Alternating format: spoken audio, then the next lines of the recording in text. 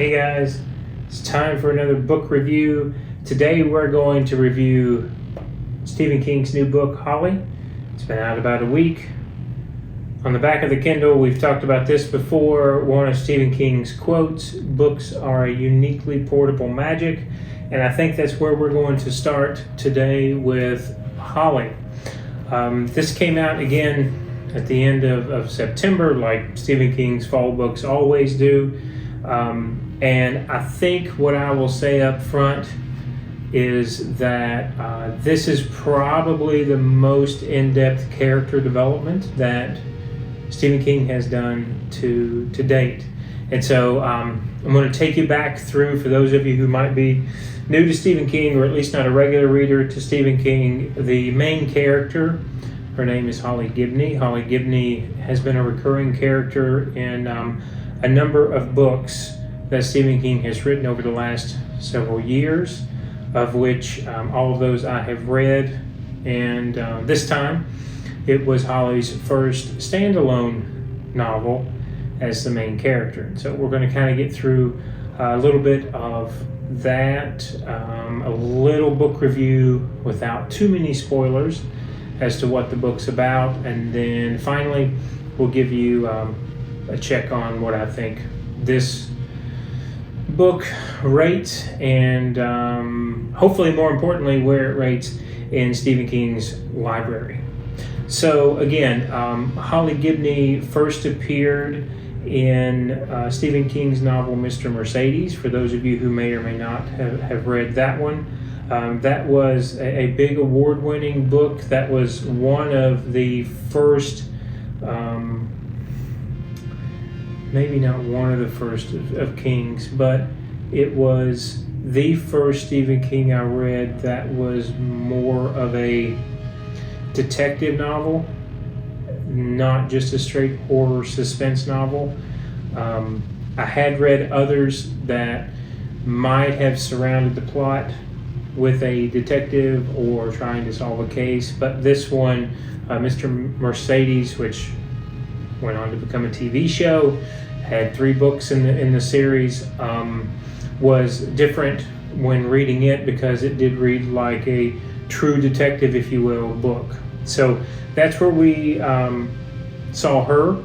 That starred Bill Hodges, and that was a trilogy. That was the main character there, like we said. So if you go back, which maybe you should, I think you should, and actually read through the chronological order of how Holly became the character that she was in this book, it might be very valuable to you. So in Mr. Mercedes, Holly is just a walk-on character. She is the sister of someone who Bill Hodges is interviewing and subsequently becomes attracted to and begins to date. They meet because Bill is investigating a murder where the lady that he's interested in and Holly, her sister, where their mother has had her Mercedes used to plow through people standing in an unemployment line. So we don't actually see Holly until like several hundred pages, into the first book. So when she is first described, she mutters, she is very introverted, very bashful, and an extremely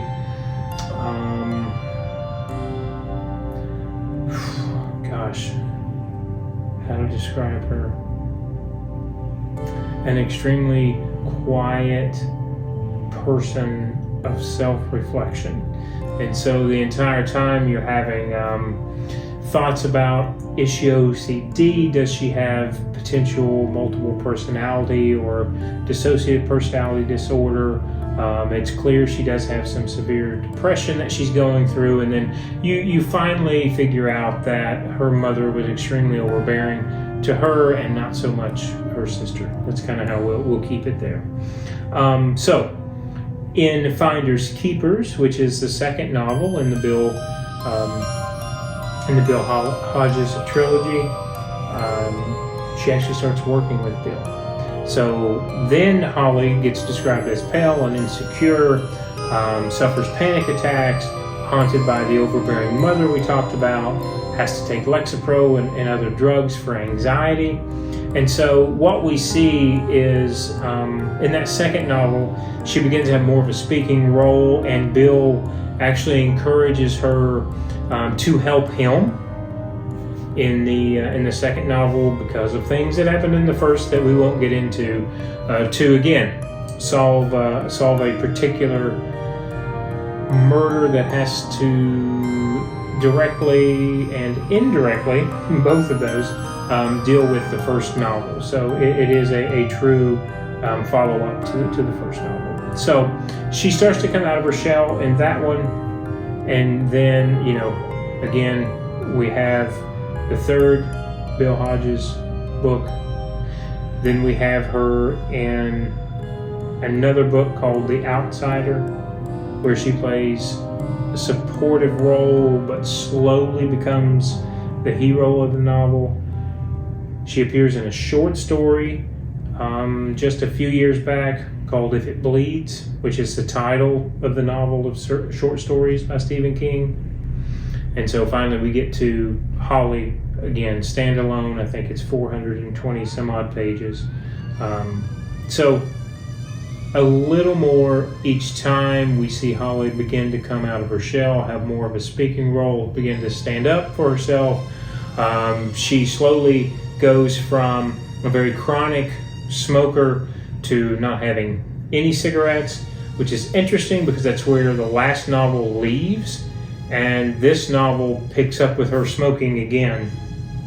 And so this one with Holly, now she's a fully formed, complex, multi-layered character, developed, occupying center stage. She's ready to go, so to speak. And now she is running the detective agency that Bill Hodges and herself set up several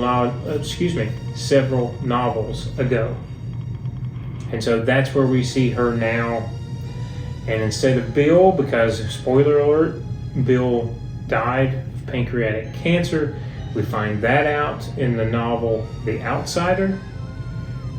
She is now using his old partner for Finders Keepers. That's the name of the detective agency. She's now using his old partner as another investigator in this business. So, in Holly, in the current novel, Gibney is working a case by herself with this partner, Pete, who is home with COVID-19. I have read close to all of Stephen King's books, outside of some of the Dark Tower series. And I will say this, for me, is his most political book ever. There's a lot of assumptions that you can make and a lot of nudges you can take in other novels as to the point he might want to try to get across, or to bring something to light that's happening here in society.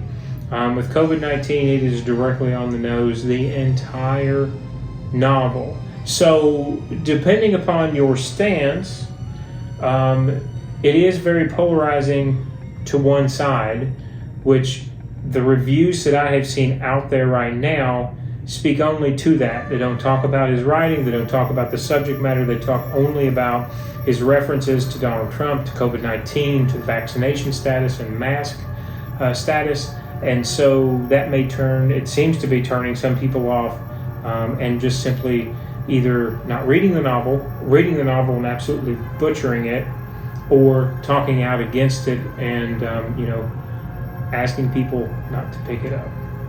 Just so you know. So Holly is looking into the disappearance of a girl named Bonnie Ray Dahl. She's a young woman who has mysteriously vanished under mysterious circumstances, and all she has left behind is her bike, a strange note that she's had enough, and an earring. So in this case, Holly was not supposed to accept it, but decided to take it. She was not supposed to accept it because Pete was sick with COVID. Bonnie Ray's mother is very desperate, so she decides she's going to help this mother out, and what she believes to be a kind of a cut and dry case, because Bonnie Ray was an adult, so I think she might have just taken off and not said anything to her mother because of a complicated relationship with her mother, which Holly can completely understand. So also, Holly must deal with not only the stress with COVID, but also the recent death of her mother, who did not believe in COVID. So that was the illness that killed her, and refused to get vaccinated. So while she's looking into Bonnie Ray's disappearance, Holly comes across another missing person. This is a boy, this time a much younger boy. So Holly and another recurring character we've seen in the Bill Hodges trilogy, excuse me, and in the short story If It Bleeds, is Jerome Robinson. He is now in his 20s. He's been helping since he was a kid, originally mowing the grass of Bill Hodges in the first Mr. Mercedes book. So Jerome helps her sometimes. So they look into both of these cases. They kind of split the cases up. He attacks it from one, she attacks it from the other. She stays with the missing girl, and he goes after the boy, because they are convinced they're related.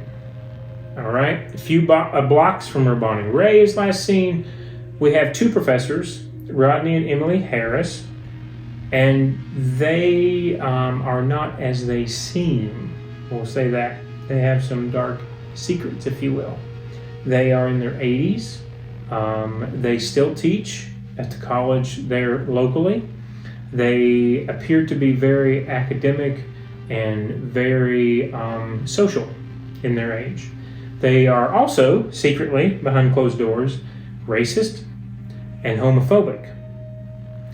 And the husband, Rodney, is a biologist, and specifically a nutritionist. So he also pulls in, this is very apropos for Julie and I being carnivores, he brings in the whole carnivore diet, and we're going to get back to that. Again, we'll try not to do too many spoilers here, but so like I'm saying, it's continuing to get more polarizing, right? So to solve the case of the missing woman, Holly has to use the tools, and she keeps referring back to Bill, that she learned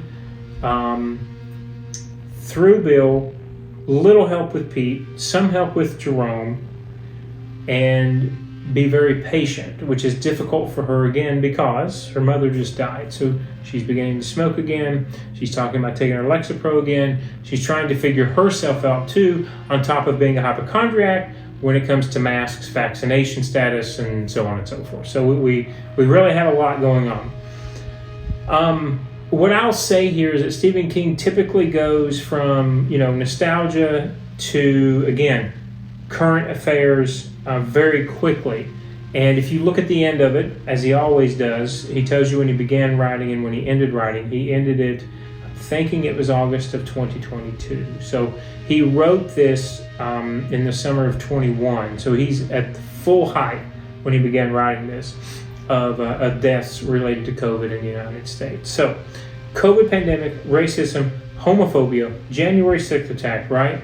Donald Trump's effect on the country, they are all extremely present all throughout this book. And it goes back to these 80-year-olds and what they show the world, if you will, versus what they show behind closed doors. The wife keeps diaries of this, and you get to read her inner monologue. And when she closes the door on someone, let's say that's come to the door, versus what she really thinks, what she says, it's extremely interesting. So Stephen King has never been shy about politics, but this one is the most political novel that I've ever read of his, and he pushes his anger off onto these characters that he has given, specific characteristics to portray, I think, what he believes was going wrong and going right in this country during that time. So, I would say it is mainly a crime novel. It is very close to horror in some instances, but it is not as closely related to straight horror as we've seen from him in the past, as far as, otherworldly things, phenomena, ghosts, demons, vampires, any other fantastical element. This is truly, humans doing all of the action and the killing and subsequent other dark things that these two professors do. I think it is shocking in some ways. I think it will satisfy horror fans because some of the ways that he portrays the actions that these two old folks go through to maintain their longevity and to maintain a healthy body in their 80s is pretty fascinating, because when you read what the husband has to say about the nutrition facts, the different cultures around the world, and the biology that relates back to actual studies that are out there, you can find them, you start to try to figure out, is it believable? Does it make any sense? And even if it does, regardless of what age you are, would you stoop to that level to harness, we'll just use the word vitamins, from younger individuals? So I would say, the way the narrative is constructed, the layer of characters, again, they're racist and homophobic and murderous. Inner monologue, I think, throws a new twist into the murder mystery. I do like other authors that write straight murder mystery, so it's always fascinating to me to see when King kind of blends both of those elements. Really enjoyed when Mr. Mercedes came out, and like I said, knowing that this character had a standalone novel made me more interested to read how this crime was going to be different than the others. So again, the killers are very good at using their old age to their advantage when it comes to abducting other individuals, we'll say. And, in that regard, I think that the novel is both a celebration of Holly's past and Bill Hodges' legacy, because Holly is continually bringing up, if Bill was here, he would do this. If Bill was here, he would recommend I do that. Or what would Bill want me to do versus what Holly thinks she should do herself. So I think it's very interesting to read it, from that point of view as well. I think Stephen did many things right in this one. I think keeping Holly as the focus of the narrative was extremely interesting in the character development, and again realizing that she is OCD, that she does have severe social anxiety, that she does have an issue with, while her mother being overbearing, she loved her mother very much. She always tried to please her mother. But if you had not read any of the previous novels, I don't know that you would have been able to pick this book up from page one and understand all of that fully. However, it does get so much more complex with her character in this book. But I do think you need to read some of the Bill Hodges trilogy before reading this one to fully appreciate who Holly is today. The short story won't do it. The Outsider won't do it, because she's a supportive character that they only bring on probably midway through the book to help the team. And those of you might have seen the HBO Outsider series. But Holly is fully appreciated here. And I think the Bill Hodges trilogy would need to be read to have her understood completely. That's just my opinion. I think she grows. She starts out as shy and she's an absolute mess in Mr. Mercedes. Gets a little bit better as we move through those two other books, and then Holly, like I said again, becomes tremendous and is a very, very well thought out character that I think people would really love to be able to see what she works and how she works through those emotional issues that she has.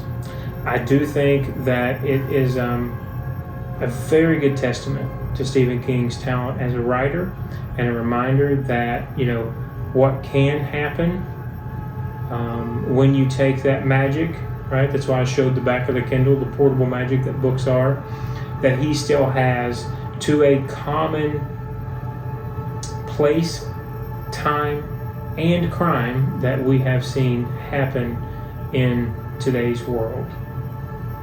So again, that's just a very, I say brief, but a very detailed, on top of it, case of Holly. I would say for me, I would rank this around 4.3 out of a 5. It could get higher if it wasn't so polarizing. Not saying he should or should not have picked a side. I'm not saying that I don't agree with his side. Simply saying that for me, I tend to like to stay middle of the road when I have discussions, when I write. So I typically try to surround myself with those same people to discuss issues and read issues that come from both sides, right? But I say that and also say that regardless of what King puts out, I will read knowing his political views and knowing his views on social norms or abnormalities in the country as well. So he gets a pass for me, generally speaking. I had no idea that this one was that polarizing, so I dropped it a few tenths of a point because of that. However, King's writing is absolutely amazing to me. Just his sentence structure and the way that he flows and how good his dialogue is. I know a lot of people that agree with that. I know a lot of people that disagree with that. But for me, he is a very easy read, but he is also a very difficult read because of how detailed that he is. And I know some people don't really care for that. Subject matter, again, I think was extremely appropriate. I think the crime story was great. I thought it was both original and unoriginal because he always takes an original idea. He always takes an unoriginal idea that he tries to make his own, and I think he did it well in this one. So again, 4.3 for me. I have read better from him. I have read much worse from him. I do like that he made a novel about Holly. I think that was very appropriate. And I look forward for more. This one could completely, I would not be surprised if he sells this book for movie rights, because I think it has the structure to be able to stand alone from itself. It doesn't need to be a series. There's not that much subject matter in it, but for Holly herself, I think this could be a movie. Wouldn't be surprised if he sells that. So I think that's it for me. Hope I didn't bore you too much. Would recommend that you give it a read. It flows very easily. It just took a couple of days to get through it, and I think it was a very original take on something that's pretty commonplace in the world today. All right, if you have any questions, any comments, let me know. If not, we'll see you again for the next book review soon.